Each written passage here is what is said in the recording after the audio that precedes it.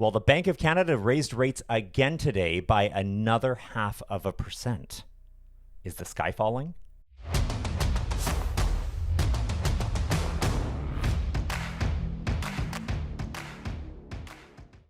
The Bank of Canada announced today, June 1st, 2022, that for the second consecutive rate announcement, that the overnight rate will increase by 0.5%. Now, prior to the March announcement, when it also raised 0.5%, the most recent 0.5% increase was 22 years ago almost, in May of 2000. Now, let's quickly remember that with today's announcement and the rate increase that we're going to see, the bank's rate is still 0.25% lower than it was on March 1st, 2020, right before the pandemic hit. Okay, so we're still at a pretty good rate. Now, does this mean that rates are going to continue to soar? I would say maybe, but probably not, depending on really what your definition is of soar. I'll talk about where we think those will go here in a little bit. But for a moment, let's talk about what this might mean for fixed mortgage rates as well.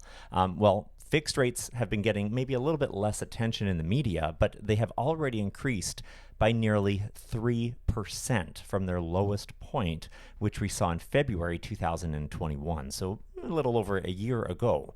Now, this is due to a combination of the bank in October announcing that they were no longer going to be continuing with their quantitative easing, which is another way of saying bond buying program. And of course, there's also external pressures on the bond market, including the Russian invasion of Ukraine. Okay, so fixed mortgage rates tend to follow the Government of Canada's 5-year bond yield. And while they are just above the highest point that we've seen in 12 years, recently we've actually seen a few lenders with a slight drop in their fixed rates, especially those that maybe overshot and went a little bit higher faster than their competition. And this might be a signal that we've hit the peak of the interest rate hikes, or are pretty close to that.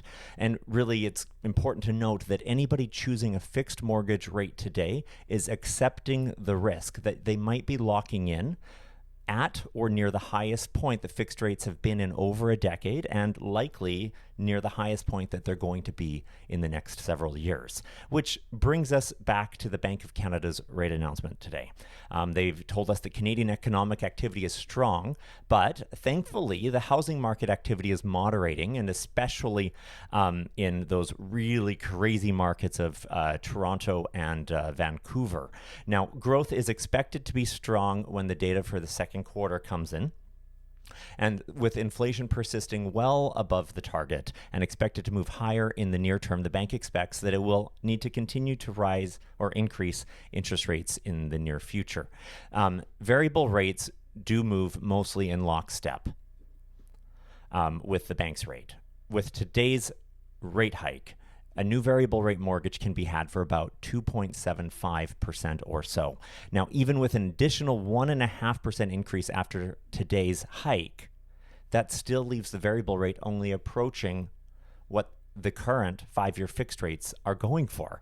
And if the prime rate were to increase that much, it's really unlikely that it's going to stay there for a very long time before it would actually have a negative impact on our economy, which is the opposite of the purpose of those rate hikes. Okay, so with interest rates having risen somewhat and housing activity moderating, now just might be that sweet spot, the perfect timing to get a new house, while others are stepping a little bit more to the side.